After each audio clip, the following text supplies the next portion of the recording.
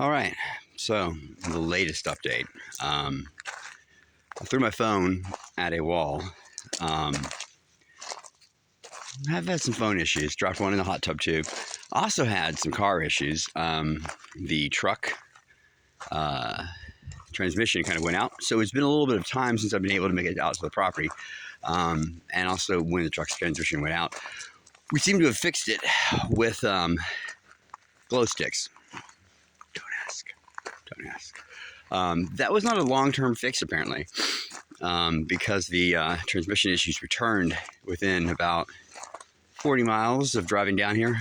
Didn't make it here, but made it almost here. And that's actually a problem because it meant that we were about as far, when I say we, me, it was about as far as could be from my point of gravity. So I had to leave the truck behind and hitch a ride with my brother, who my mother called.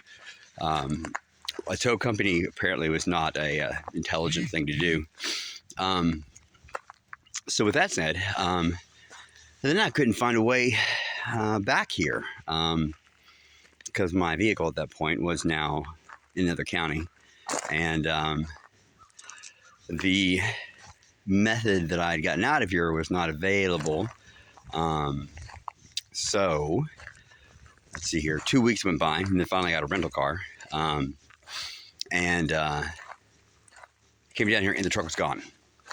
So the truck is going to have to be found, and I'm sure that best case scenario is that it was towed by the county, which means it'll be probably $200 for the tow, and then $100 probably for each day they've had it, which I'm sure it's been about a week, so that'll mean somewhere around $1,000. Plus, then it's going to be $1,800 to get the transmission fixed anyway. So at that point, the truck is a loss.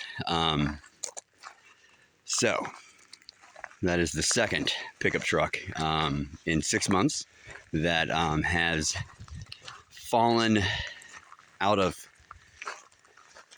favor with me. But I'm back at the property, and with some help from my neighbor, I got my gravel situated on this far side of the drive. So now there's less of a chance of getting stuck. There's also additional solar panels.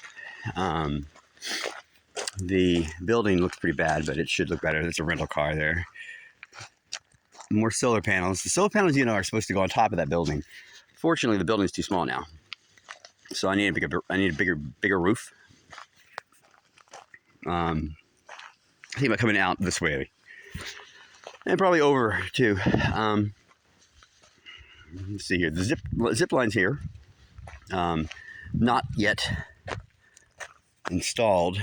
It runs. It's going to start in a tree way over there, and then it's going to come through here. I'm going to cut this tree down, and it goes all the way down to the bottom of hill number 1, and then it goes across the ravine of hill number 2. Well, actually, it goes across ravine number 1 to hill number 2. I don't know if you can really see it very well, but here you go. It goes way down there, and then it's tied to a tree, or it's clamped to a tree. So from the tree, comes on up here, and then it's going to go over the blue fence and onward to another tree. Total of 500 feet.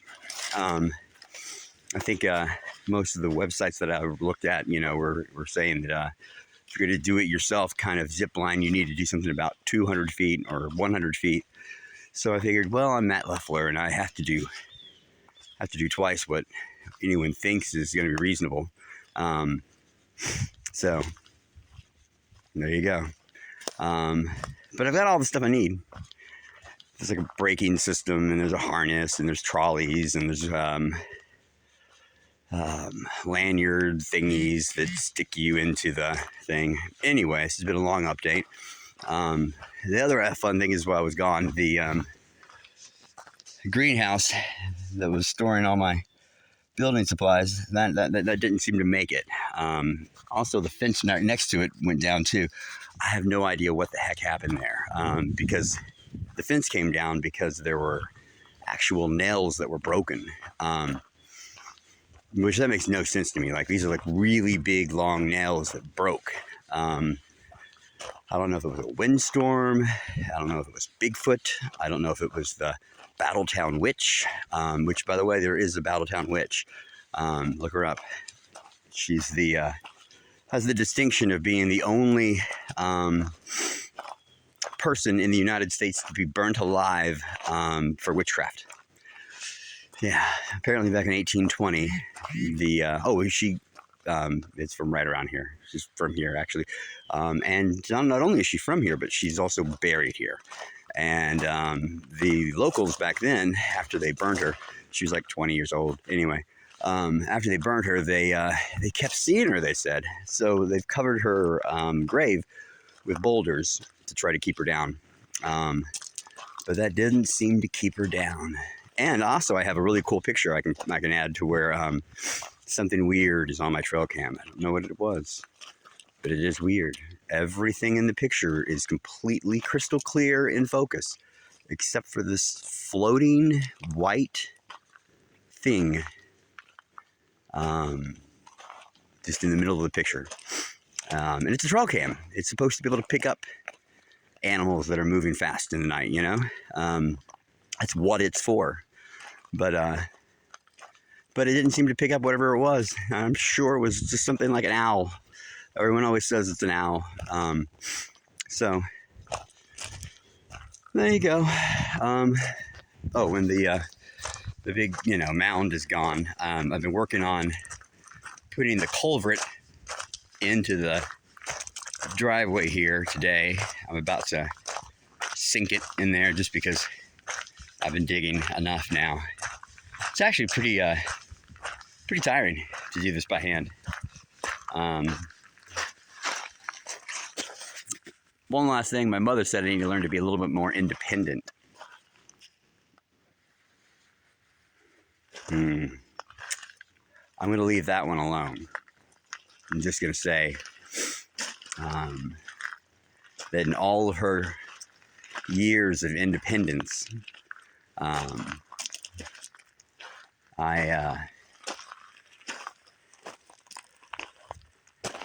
think that I've exceeded those years of independence. But anywho, we'll leave that be. So that's the property. Soul is good. And I have a rental. Don't have a car anymore. Trying to buy one. Working on my independence.